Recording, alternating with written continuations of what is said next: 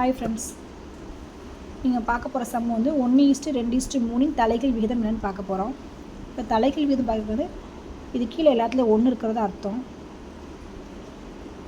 இப்போ இதை தலைகீழாக எழுதிக்கோங்க. 1/1, 1/2, 1/3. இப்போ இதுக்கு எல்சிஎம் பார்க்குறோம்.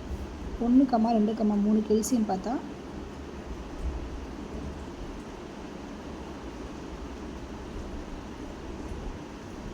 இப்போ இருக்குன்னா 6. இதுக்கு எல்சிஎம் வந்து 6.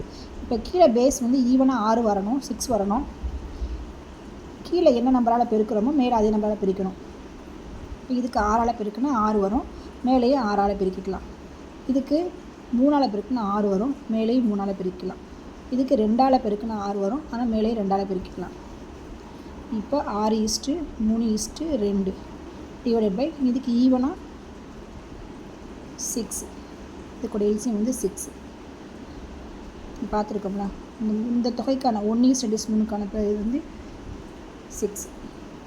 இப்போ 6:3:2 எங்கே இருக்குது? Answer C answer 6:3:2. தேங்க்யூ.